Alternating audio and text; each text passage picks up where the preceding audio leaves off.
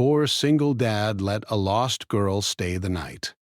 He never expected her father to be a millionaire. The rain fell in thin silver lines from the dark sky. It was not normal rain. It carried small drops of acid that made the metal streets shine and hiss. High above the city, bright traffic lanes were filled with flying cars moving between tall glass towers. But far below those towers, near the edge of the city where lights were weak and buildings were old, a small apartment block stood tired and silent. Inside one of the small rooms lived a poor single father named David and his young son Leo. The room was narrow, with cracked walls and old wires running along the ceiling. A single yellow lamp flickered above a work table covered with broken robot parts. David sat at the table holding a metal arm from a cleaning robot. His hands were rough from years of work. He fixed machines for people who could not afford new ones.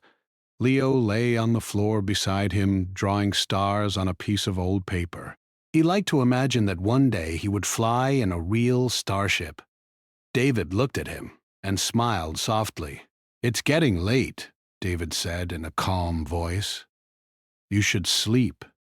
Leo nodded but did not move right away. "Will the power stay on tonight?" he asked. David glanced at the weak battery meter on the wall. "I think so," he replied. "I fixed the backup cell this morning." Outside, thunder rolled between the towers. The building shook slightly as strong wind hit the walls. David stood and closed the metal window cover tighter. Then there was a knock on the door. It was soft at first, almost too soft to hear. David froze. No one visited this part of the city at night unless they had a reason. He walked slowly toward the door. The knock came again, a little louder this time. He opened it. A small girl stood in the hallway. She looked about 7 years old. Her dark hair was wet from the rain and stuck to her face. She wore a thin jacket made from a strange shining material. It looked expensive, not like anything sold in the poor markets below the city towers. Her eyes were wide and afraid. "Please," she said quietly. "Can I come inside?" David looked up and down the hallway. It was empty. The lights above flickered. Water dripped from the ceiling. "Where are your parents?" he asked. The girl lowered her head. "I got lost," she whispered. Leo had walked up behind his father. He looked at the girl with concern. "She is cold," Leo said. David hesitated. He barely had enough food for himself and his son, but the girl was shaking. He stepped aside. "Come in," he said. She entered slowly, looking around the small room. Her eyes stopped on the broken robots, the old table and the single bed in the corner. David closed the door and locked it. "What is your name?" he asked. The girl paused before answering. "Mira," she said softly. David noticed a thin band around her wrist. It looked like some kind of device. Small lights blinked along its side, but the screen was cracked. "Are you hurt?" David asked. She shook her head. Leo brought her a towel. "You can dry your hair," he said kindly. Mira gave him a small smile. David heated a bowl of simple soup using a small energy plate. It was not much, just vegetables and water. But Mira ate it quickly, as if she had not eaten all day. As she ate, David turned on the old wall screen to check the weather warning. The screen flickered and changed to a news alert. A serious voice filled the room. "Breaking news! The daughter of interstellar shipping leader Adrian Hale has been reported missing. Security teams are searching all districts of the city. Citizens are asked to report any information immediately." An image appeared on the screen. It showed a young girl with dark hair and bright eyes. David slowly looked from the screen to Mira. The face was the same. His heart began to beat faster. Mira stopped eating. She had also seen the screen. Her hands began to shake. "Turn it off," she whispered. David picked up the remote but did not press the button right away. "Is that you?" he asked quietly. Mira's eyes filled with tears. "Please," she said again. David turned off the screen. Silence filled the small room. Only the sound of rain hitting metal could be heard. "Are those people looking for you dangerous?" David asked carefully. Mira looked toward the door as if she expected someone to break through it. "Some of them are," she said. "Not all. But I cannot trust anyone." Leo stepped closer to her. "You can trust us," he said simply. Mira looked at him in surprise. David sat down across from her. "Why did you leave your home?" he asked. She hesitated. "I heard something," she said slowly. "Men were talking. They said my father would lose everything soon. They said I was the key." David frowned. He did not fully understand, but he knew enough about powerful people to know they had many enemies. "So you ran away," he said. She nodded.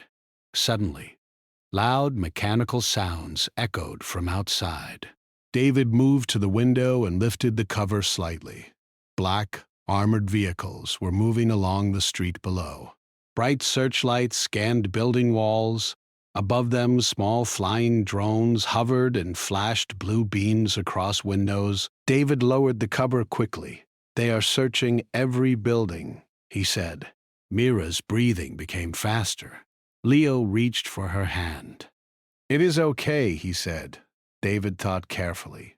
If he reported her, he might receive a reward. He could move his son to a better home. He could give Leo a safe future.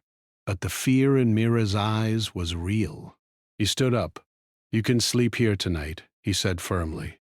"We will think about tomorrow when it comes." Mira looked at him with surprise and quiet hope. David placed an old blanket on the couch for her. Leo went to his bed without complaint. The lights flickered again as power from the building weakened.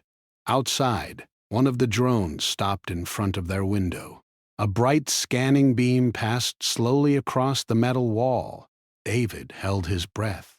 The beam moved away. The drone continued down the building. Mira lay awake on the couch staring at the ceiling. David remained at the table, pretending to work, but watching the door. Hours passed. The rain slowly stopped. Just when David thought the night might end quietly, a loud crash came from somewhere below in the building. Shouting voices followed. Heavy boots hit the stairs. Mira sat up quickly. David stood and turned off the lamp, leaving the room in near darkness. The boots came closer. Someone stopped outside their door. A shadow appeared under the gap at the bottom. There was a hard knock. "Open immediately," a cold voice ordered from outside. Leo woke up in fear. Mira covered her mouth to stop herself from crying. David looked around his small room. There was nowhere to hide except a narrow storage closet behind a metal shelf. He quickly moved the shelf aside. "Go inside," he whispered to Mira and Leo. They squeezed into the dark space. David moved the shelf back into place just as the door was struck again. "Open the door," the voice repeated. David took a deep breath and unlocked it. Two tall men in dark uniforms stood outside. Their clothes were clean and sharp, not like city police. A small floating drone hovered beside them, scanning. "We are searching for a missing child," one man said. "Have you seen anyone unusual?" David kept his voice calm. "No," he replied. "I have been working all night." The drone moved past him into the room. Its blue light scanned the walls, the table, the couch. It moved toward the shelf. David felt sweat run down his back. The drone paused, then it turned away. "If you see anything, report it," the man said coldly. They left. David closed the door slowly. He waited until the sound of boots faded away. Then he moved the shelf. Mira stepped out, her face pale. "They are not my father's men," she whispered. David looked at her carefully. How do you know? My father's guards wear silver badges, she said. Those men had none. David understood something important then. The search outside was not only about rescue. Someone else was hunting her. He looked at the small cracked device on her wrist. Can it send a signal? He asked. It is damaged, she replied. But maybe I can fix it. David stared at his table full of tools. He nodded slowly. Tomorrow, he said, we will try. Outside, high above the clouds, unseen by the people below, a massive dark starship moved silently into orbit around the planet. Its lights were off. Its scanners searched the city. And inside that ship, powerful men watched the lower districts carefully. Back in the small apartment, David sat down near the door and did not sleep. He knew his simple life had changed the moment he opened that door, and he had no idea how dangerous the next day would become. The morning came slowly. Rain had stopped, but the streets outside were still wet and slippery. David moved quietly around the small apartment. Leo was already awake, playing with a broken robot head he had found on the floor. Mira was sitting on the couch looking at her hands. The small device on her wrist was still cracked. Its lights blinked faintly, but it did not work properly. David brought breakfast for all three of them. It was simple: warm bread, water, and a few pieces of fruit. But Mira ate quickly, showing a small smile. Leo sat beside her, trying to cheer her up by showing how he could make a robot walk using wires and small motors. Mira's eyes lit up for a moment, and she helped him carefully adjust the wires. After breakfast, David asked gently, "Do you want to tell me why you ran away?" Mira shook her head. "I can't. Not yet. They might still be watching." David nodded, understanding that a child's fear could be real.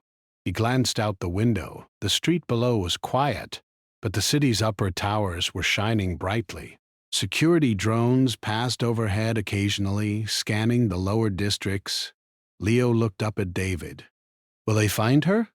David took a deep breath. "I hope not. We will be careful." Suddenly, a soft sound came from the street below. David turned quickly. A man stood at the edge of the street, looking up at the building. He was tall and had dark hair, and his clothes were neat and clean. He held a small device in his hand and was speaking quietly, as if calling someone. David moved back from the window, his heart beating fast. "I think someone is looking for her," he said. "We need to stay out of sight." Mira looked worried. "He is not from the police. They have silver badges. That man is not safe." David's mind worked quickly. He needed to think of a plan. He could not leave the apartment. The man could see them easily, but he also could not stay inside forever. Then he remembered the maintenance tunnels under the building. They were dark and long, used for repairing old pipes and wires. David had used them before when the building needed urgent repairs. It might be the safest way to move without being seen. He spoke quietly to Mira. "We need to go down into the tunnels for a while." "It will be safe there." Mira nodded, trusting him for the first time. Leo held her hand tightly as they followed David through the narrow staircase leading to the basement. The smell of damp metal filled the air. Small lights flickered along the tunnel walls. The sound of dripping water echoed through the corridors. As they walked, Mira explained more about herself. "My father controls a shipping empire," she said. "He moves goods across planets. People fight to control his business. I overheard something dangerous. That is why I ran." David listened carefully. He realized the girl was more than just a lost child. She had knowledge that could change powerful people's plans. Suddenly, footsteps echoed behind them. David looked back and saw a shadow moving quickly. He pulled Mira and Leo into a side passage, hiding behind an old pipe. The footsteps passed by, and the corridor became silent again. They continued walking until they reached a small underground market. It was full of people selling old machines, alien parts, and stolen technology. David knew some of the vendors. They would not betray him. He brought Mira and Leo to a small, quiet shop run by a woman named Nora. She had worked with him on repairs before. Nora looked at them, surprised. "What are you doing here at this hour?" she asked. David explained quietly. "We need a place to hide for a while. This girl is being hunted." Nora nodded. She understood immediately. "Follow me," she said, leading them to a back room. She locked the door behind them. The room was small, filled with old parts and tools, but it was safe for the moment. Mira looked around, amazed by the strange machines. Some of them looked like toys, but others were very complex. She picked up a small, broken robot and studied it carefully. Within minutes, she had fixed it and made it move again. David and Leo watched in surprise. "You know your machines," David said, impressed. Mira smiled slightly. "I learned quickly," she said. Nora brought food and water. "You need to rest," she said, "but stay quiet. People will be looking for her." David sat down and thought about what to do next. He knew that hiding was only temporary. They could not stay underground forever. He also knew that the girl was worth a lot of money to dangerous people. That meant the risk would only grow. He looked at Mira. "Tomorrow we will try to contact someone who can help," he said. "Maybe your father's people." Mira nodded but looked scared. "They might not believe me," she whispered. David shook his head gently. "They will, if we can show them your device." Mira's wrist device blinked faintly. She touched it, trying to make it work. Sparks flew, and the small screen showed a flicker of light. It was broken, but it might still send a signal. Suddenly, the underground market's main door opened with a loud crash. David's heart raced. Outside, he could hear shouting and the sound of heavy boots. The men were searching, moving quickly through the tunnels. Nora moved quickly. "There is a hidden door here," she said. "Follow me." They crawled through a narrow passage that led to an old service elevator. It was not used often, and the metal doors were thick. David pushed the elevator button, and it moved slowly, creaking loudly. As they rode down, Mira held Leo's hand tightly. Her small body shook with fear. David kept his hand on her shoulder, reassuring her silently. The elevator stopped at a lower level, where a network of tunnels ran under the city. David knew the tunnels well. They led to abandoned warehouses, old maintenance rooms, and secret exits. He guided them carefully, always checking for signs of pursuit. After a long walk, they reached an abandoned warehouse. It was dark, but the roof was high, and there were many hiding places. David placed old crates around them to create a small space for Mira and Leo. Mira looked at him, her eyes wide. "Thank you," she whispered. David smiled softly. "You are safe for now. That is all that matters." They settled down in the warehouse, sharing a small meal of bread and water. Mira slowly began to relax. She told Leo stories about her home, about the ships that moved between planets and the lights that shined on distant worlds. Leo listened, fascinated. David watched them, feeling a mix of fear and hope. He knew their troubles were far from over, but for the first time he felt that he had made the right choice. Outside, the city continued its busy life. Drones hovered above the streets, scanning for any sign of the missing girl. Powerful men watched the feeds from their high towers, unaware that she was hidden in the dark tunnels below. Hours passed. The warehouse remained quiet. David checked Mira's device again. It flickered slightly, showing that it might still send a message if repaired. Mira looked at him with determination. I can fix it, she said. I can try. David nodded. We will need tools. Nora has them. Tomorrow we will try to send a message to your father. Leo yawned and leaned against Mira. She wrapped her arms around him, comforting him like a protective older sister. David watched them, feeling the warmth of human connection even in the darkest circumstances. The night fell again. The city lights shone far above, while in the tunnels below, 3 people huddled together, waiting for a chance to escape the dangers above. They were tired, scared, but not defeated. David knew that tomorrow would bring new challenges, but he also knew that they would face them together. In the shadows, someone moved silently. Victor, the man who had been seen outside earlier, had not given up. He and his team were scanning the lower tunnels, determined to find the girl. He did not know that she was now far ahead of them, guided by a simple mechanic who had chosen kindness over fear. David took a deep breath and whispered to Mira and Leo, "Sleep now. We will face the next day when it comes." Mira closed her eyes, holding Leo close. David sat nearby, keeping watch, knowing that the world above was dangerous, but believing in the strength of human courage and care. They were small and weak in the eyes of the city, but together they had already survived the first night. The following morning, David, Mira, and Leo remained in the warehouse, but they knew they could not stay for long. The city above had powerful people searching, and Victor's men were relentless. David decided it was time to move further into the lower tunnels. He explained to Mira and Leo that they would need to travel through old maintenance corridors that few people knew existed. He also warned them that the tunnels could be dangerous, with collapsed walls, broken pipes, and sometimes wild creatures that had made the underground their home. Mira held Leo's hand tightly. She looked nervous but determined.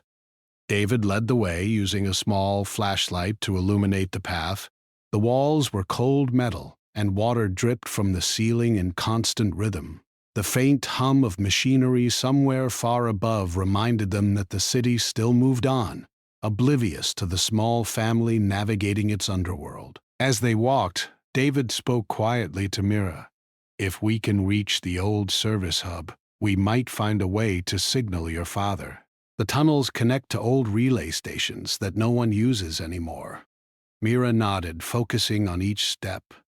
Her eyes reflected a strange mixture of fear and hope. Leo walked close, his small fingers gripping her sleeve for comfort. Suddenly, a distant sound echoed through the corridors. David stopped and held up his hand. They listened carefully. The sound was faint at first, but grew louder, a mechanical hum mixed with the echo of heavy boots.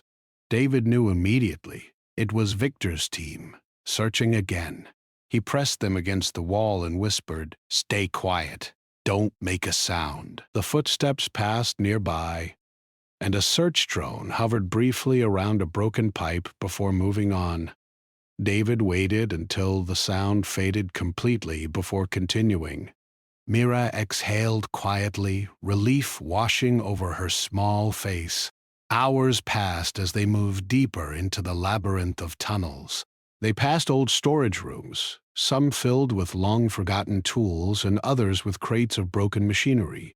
Mira's curiosity showed, and she occasionally touched a piece of equipment, her small hands moving skillfully over wires and circuits.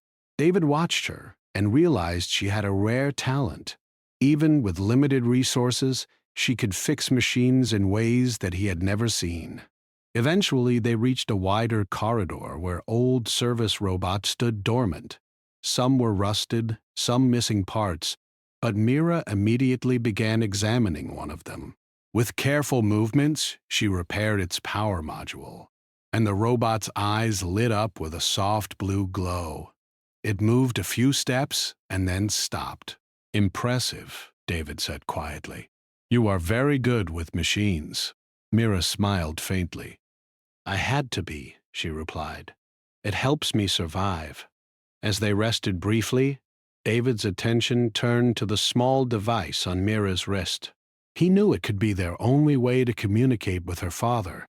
"Tomorrow," he said, "we will try to fix that device. It could send a message to someone you trust." Mira nodded, her mind already thinking about how to repair it. They continued walking until they reached an old maintenance gate that led to a small underground market. This market was unusual. It was a mix of traders from distant planets, selling alien artifacts, advanced gadgets, and forbidden technology. David knew some of the traders from previous work. He trusted a few, especially Nora, an older mechanic who ran a quiet repair shop within the market. Nora looked up when she saw them. "David, what are you doing here with children at this hour?" she asked, worry in her voice. "They are being hunted," David said quietly. "We need a safe place, even for a short time." Nora nodded immediately, understanding the urgency. She led them to the back of her shop, a small hidden room filled with spare parts and old tools. She locked the door behind them. Mira's eyes widened as she saw the collection of machines. Some were simple, some were advanced. She immediately knelt beside a broken drone and started working on it, her small fingers moving with surprising skill. David watched in amazement as she repaired it, and the drone's lights blinked back to life. "You really are talented," he said. Mira shrugged. "I have to be. People like me don't have many chances." Nora brought them some food and water, insisting they eat. David and Leo shared bread and fruit while Mira focused on repairing the small device on her wrist. Sparks flew occasionally as she worked, but her determination never faltered. As night approached, loud noises echoed from the entrance of the market. David froze. Outside, the voices of men shouting and the sound of drones scanning the area reached them. Victor was near. His search had not stopped. "We have to hide," David whispered. He moved some crates to create a small barrier in the room, then guided Mira and Leo behind it. The shadows hid them from view as Victor's team moved through the market. Minutes passed like hours. David held his breath, listening to every sound. Finally, the men and drones moved away, leaving the market quiet again. Mira let out a small sigh of relief, her hands trembling slightly. David patted her shoulder gently. "We are not safe yet, but we are still ahead," he said. After the immediate danger passed, they decided to rest for a while. Mira continued working on her wrist device. Leo curled up beside her, and David stayed awake, keeping watch. He thought about the day's events and realized how dangerous it had become. Yet he also felt a sense of pride. The small family, with little strength or money, had managed to survive another day. David knew the next steps would be even more dangerous. They had to reach a relay station to contact her father. They had to stay ahead of Victor, and they had to trust each other completely. For Mira, it was the difference between being captured and returning to safety. For David, it was a test of courage he had never faced before. Outside, the city never slept. Above the towers, the lights of flying cars reflected off the wet metal streets. Somewhere in the upper districts, powerful men watched the feeds from their drones, unaware that the girl they sought was hidden in the hands of a poor mechanic who had chosen kindness over fear. The night passed slowly, with David sitting near the entrance, listening for any sound of approaching danger. He kept his tools ready, prepared to defend Mira and Leo if necessary. The warehouse, hidden in the lower tunnels, was their temporary sanctuary, but he knew that tomorrow would bring new challenges and risks, and they needed to be ready for whatever came. As the first light of dawn filtered through small cracks in the ceiling, David helped Mira with the final adjustments to her wrist device. He watched her carefully, ensuring she was safe, and realized that even though they were small and weak in the eyes of the world, together they could face dangers far greater than themselves. Victor's forces would not give up easily, and the city above remained a place of constant danger.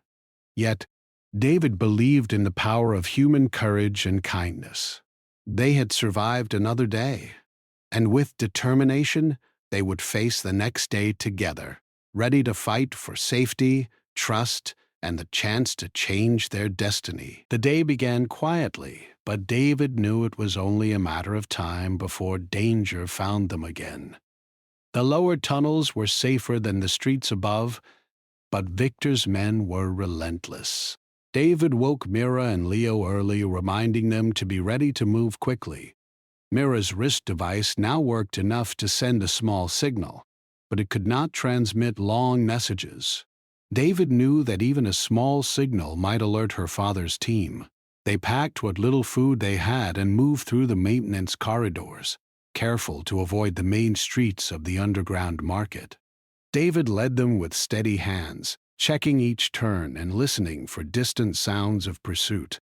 Mira clutched Leo's hand tightly, and Leo stayed close to David, trusting him completely. After walking for some time, they came to a section of tunnels that had been long abandoned. Pipes hung from the ceiling and the walls were covered with old graffiti. The air was damp and smelled of rust. David knew these passages were not on any map, which made them safer from Victor's patrols. They pressed on, finding a small alcove where they could rest. Mira examined her wrist device again. "I think I can send a longer message now," she said, "but I need a better power source." David nodded. "We can use some of the batteries from these old robots," he said. "It will take time, but it might work." While Mira worked on the device, David repaired a small cleaning robot that had been broken for months. Leo watched eagerly, asking questions about each part and wire. Mira glanced at them both and smiled faintly, feeling a small moment of peace. Suddenly, the sound of heavy machinery echoed through the tunnels. David froze. He motioned for Mira and Leo to stay quiet. Through a small crack in the wall, he saw Victor's men approaching. They were armed, moving with purpose, scanning the walls with small handheld scanners. David knew they had to escape quickly. He guided Mira and Leo through a narrow passage that led to an old service elevator. The metal doors creaked as he pushed them open and they climbed inside. David pressed the button for a lower level and the elevator moved slowly downward, shaking slightly. At the bottom, they emerged into a large maintenance station filled with dormant robots and old equipment. Mira looked around, impressed by the variety of machines. She quickly found several power cells and began attaching them to her device, while David scanned the area for any signs of the enemy. Victor's team had not followed them yet, but David knew it was only a matter of time. He instructed Mira to be ready to send the signal as soon as the device was powered. Leo helped by handing her small tools and batteries, feeling important in the dangerous situation. Mira worked quickly, connecting the cells and adjusting the circuits. Sparks flew and the small screen on her device flickered. David's heart raced. If this worked, they could contact her father's team and get help before Victor caught up with them.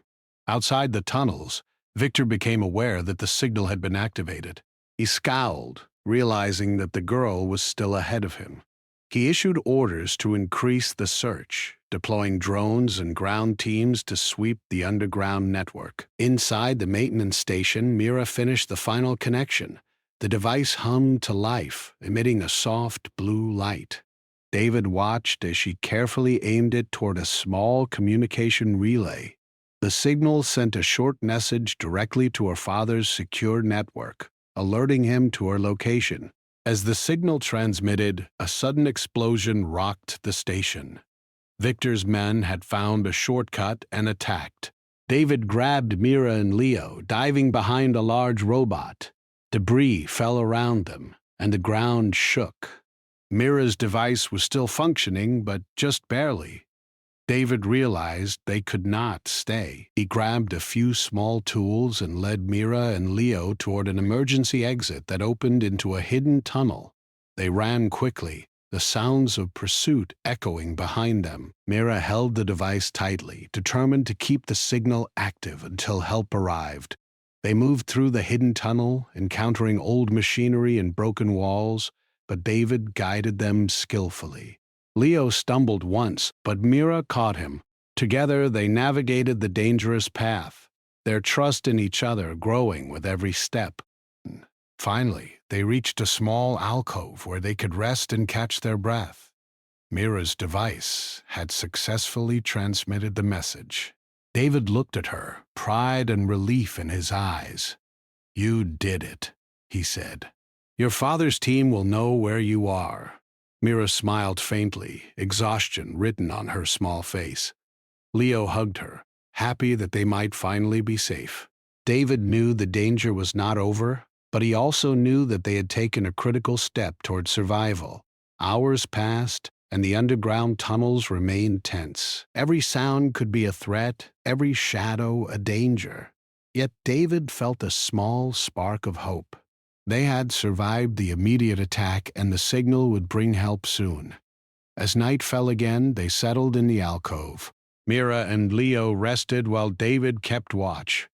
He thought about the choices that had brought them here, the decision to protect a lost child, the courage to face armed men without weapons, and the trust that had formed between them. Outside, Victor was growing frustrated. The girl had not been captured, and the signal had alerted her father's forces. He knew the next move would be critical. Inside the tunnels, David prepared for whatever came next, determined to protect Mira and Leo at all costs. The night passed slowly, with David watching the small blue light of Mira's device. It pulsed steadily, a sign that their connection to help was active. He thought about the coming day, knowing that it would bring new dangers but also new opportunities. They were small and alone in a city filled with power and wealth, but together they had already survived more than most could imagine. With the first light of dawn, David looked at Mira and Leo, their small forms resting peacefully.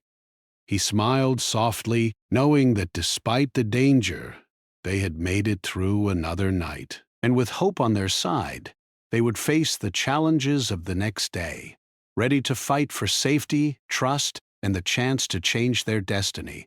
By midday, the small group had moved cautiously through the labyrinth of tunnels. David led Mira and Leo to a part of the underground network that was quieter and less traveled. The air was cooler here, and the walls were reinforced metal from older times. The flickering lights of the distant city barely reached down to this level, giving them a sense of isolation from the chaos above. Mira's wrist device continued to emit a faint signal. David knew it had reached someone, though he did not know if the message had been received immediately. He kept telling himself that as long as the signal worked, help could come, and that gave him a small measure of hope. They came to an old maintenance shaft that led to a hidden service elevator. David tested the elevator, making sure it still worked. It groaned under his weight, but responded. He guided Mira and Leo inside carefully, pressing the button to take them to a lower level. The elevator descended slowly, each creak echoing in the narrow space. Leo held his sister's hand tightly, and Mira held the wrist device ready in case any new danger appeared. At the bottom, they emerged into a cavernous space filled with machinery and old storage crates. Dust covered every surface, and the smell of rust and oil was strong. David looked around and spotted several old panels that might be used to extend the signal. He set to work immediately, pulling out tools and directing Mira on how to connect the device to the panels. Mira followed instructions quickly, her small hands working with skill and precision. As the device's signal strengthened, David knew that her father or his team would detect it soon. It was a tense moment. The three of them moved cautiously around the cavern, always alert to any sound. Victor had not stopped searching, and David knew he was closing in. Suddenly, a loud noise shook the cavern. A section of the ceiling above them collapsed, sending metal pipes crashing to the floor. David quickly pushed Mira and Leo behind a large crate. Dust filled the air, and the sound of the impact echoed through the tunnels. Mira coughed, covering her mouth, and Leo held onto her tightly. David checked them both quickly. Neither was hurt, only shaken. He helped them out from behind the crate and continued working on the panels. Mira's device now had enough power to send a continuous signal.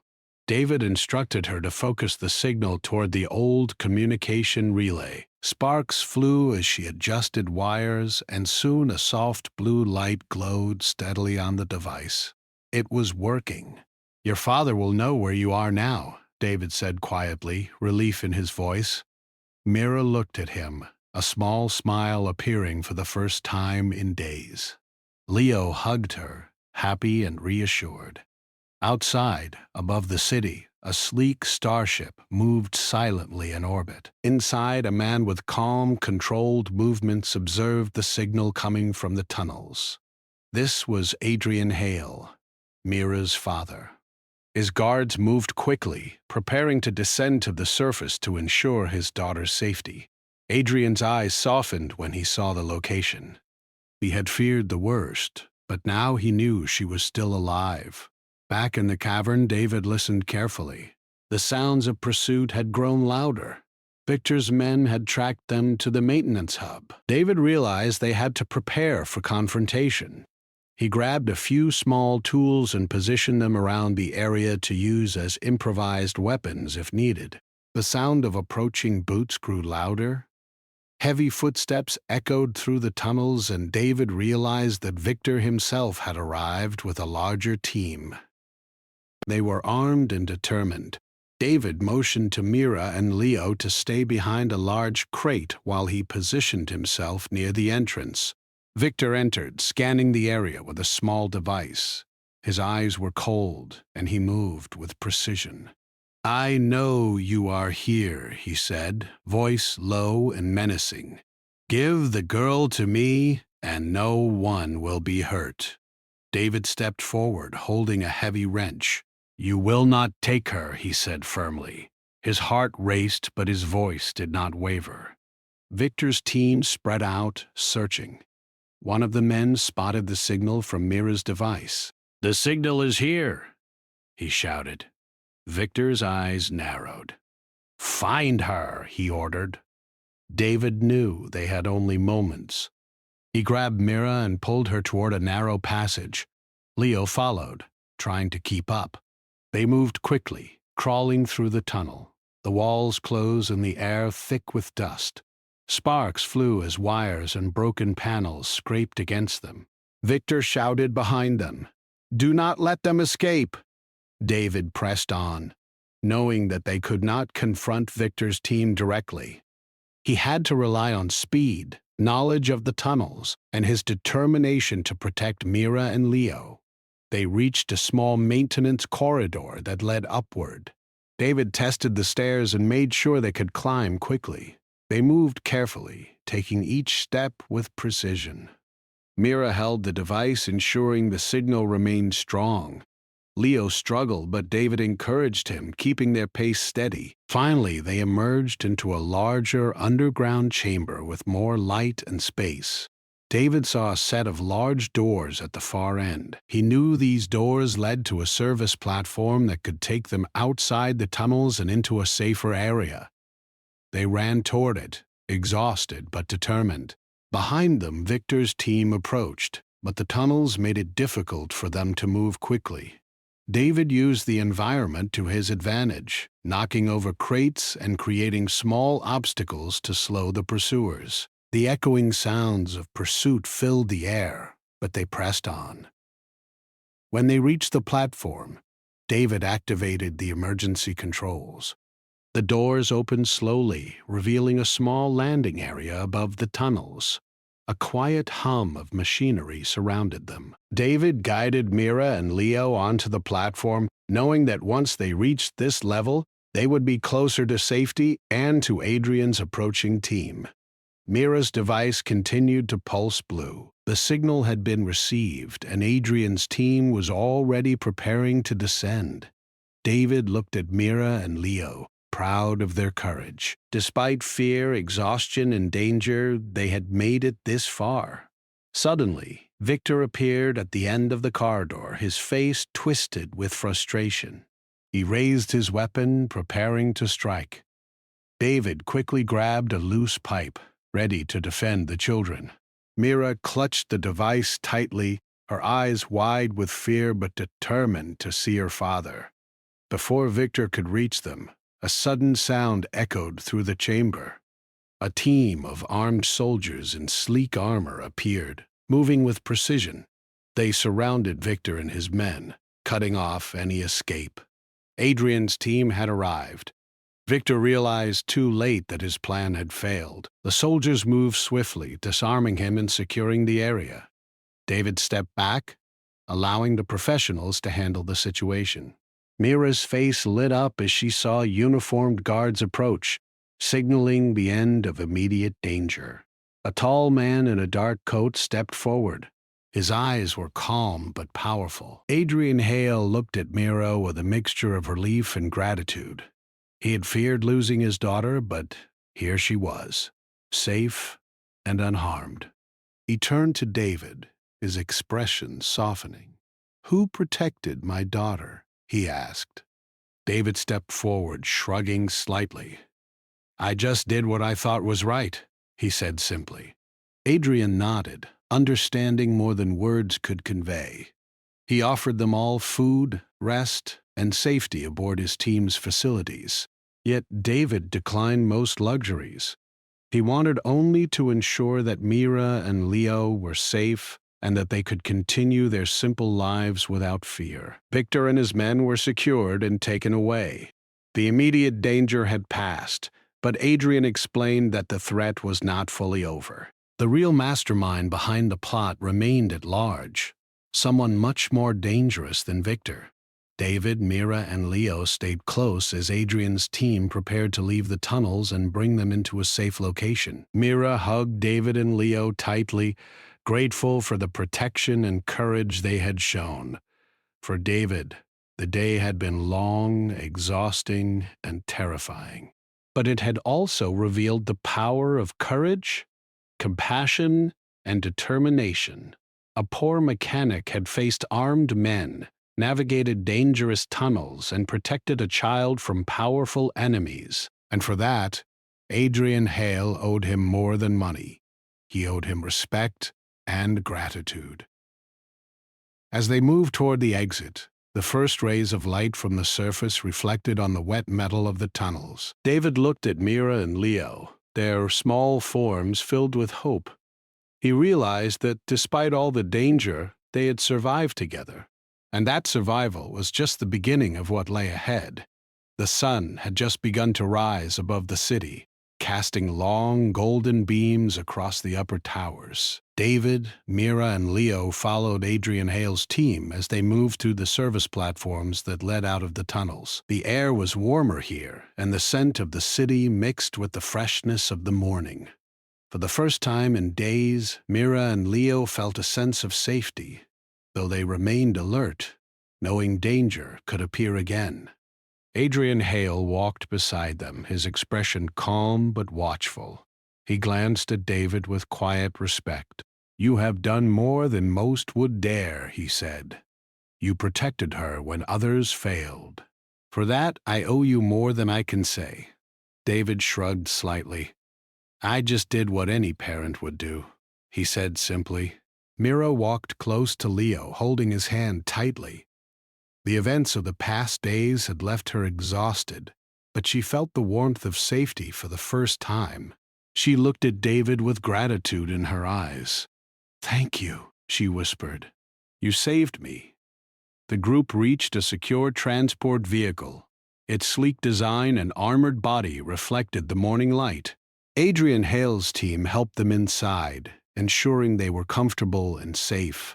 The vehicle moved quickly, leaving the underground tunnels behind, heading toward a secure compound on the outskirts of the city. Inside the vehicle, Mira's device continued to emit a faint blue pulse.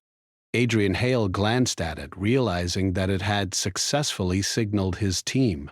He nodded to one of his guards, who began preparing communications to coordinate with the larger fleet orbiting above. David watched Mira, who held the device close. "Will my father really come?" she asked softly. Adrian Hale smiled. He already knows you are safe, but he will want to see you in person soon. He cares deeply for you. Leo looked around at the armored vehicle, fascinated by the equipment and displays. This is amazing, he said. We are really going to meet her father? David nodded, keeping his tone calm. Yes, but remember, we have to stay quiet and follow the rules. There are powerful people around us. As they traveled, Adrian Hale explained more about the dangers Mira had faced.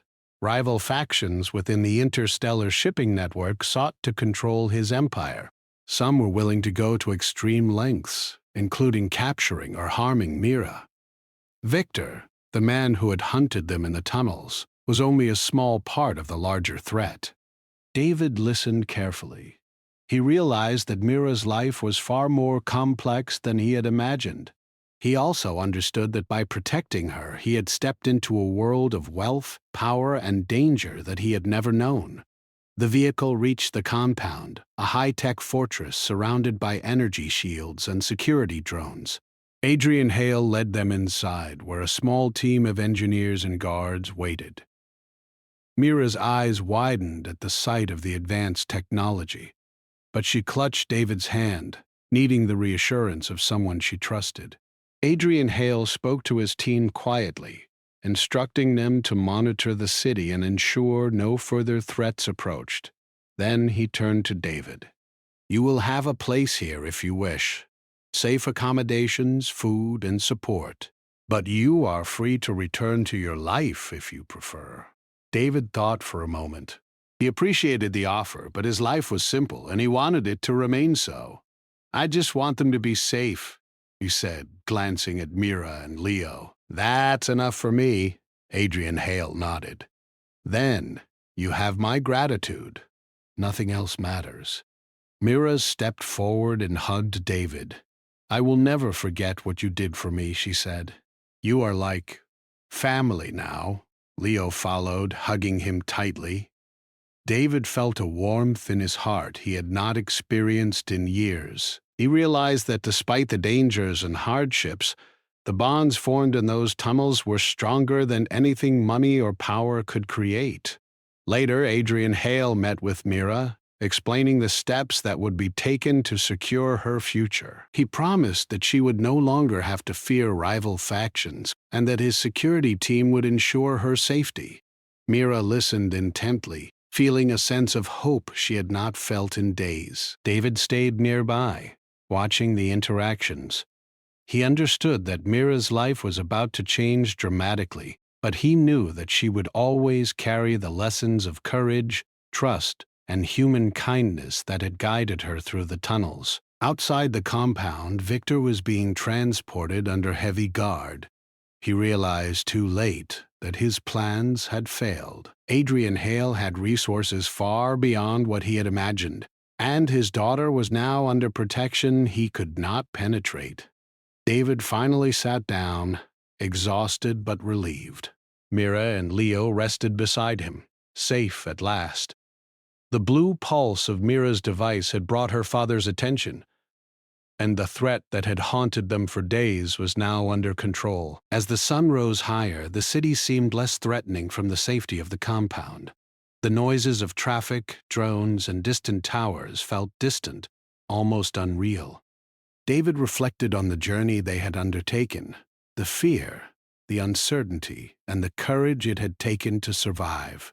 Mira turned to David and Leo. I know we will face more challenges in the future, she said softly. But I also know that together we can handle anything. David smiled, feeling a sense of fulfillment.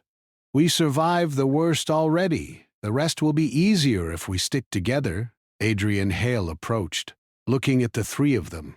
Your bond has saved you all, he said. Never forget that strength comes not from power, but from courage and trust. Mira looked up at him, nodding. She understood now that her father's world was complex and dangerous, but with allies like David and Leo, she could face anything.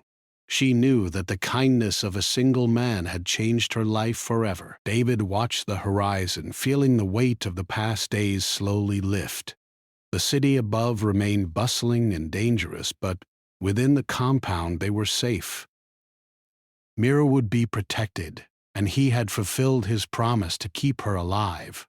The day moved forward, filled with preparations and planning.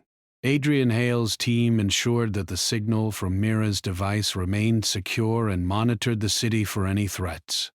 Victor and his men were neutralized, and the remaining rivals would think twice before approaching again. David took a moment to reflect. He had been a poor mechanic in a distant corner of a massive city, faced with dangers he had never imagined. Yet he had protected a child, guided her through perilous tunnels, and helped reunite her with her father. The courage he had shown and the choices he had made had changed not only Mira's life but his own. As the evening approached, Mira and Leo played quietly in a safe area of the compound. David watched, feeling a deep sense of satisfaction and peace. The blue pulse of Mira's device continued softly, a symbol of hope, connection, and the bravery that had carried them through every danger. The stars above the city began to appear, reflected faintly in the polished metal of the compound. David thought about the journey they had endured, the tunnels, the pursuit, and the endless uncertainty. But he also thought about the bonds formed and the lives saved. He knew that no matter what challenges lay ahead, the courage and trust they had shown would guide them. Mira walked up to him and Leo, holding their hands. "We survived because of each other," she said, "and that is what really matters." David nodded, looking at the small group of three: himself, the girl he had protected, and his young son. Against all odds, they had faced the city's dangers and come through alive. The bond they shared was stronger than any threat or fear.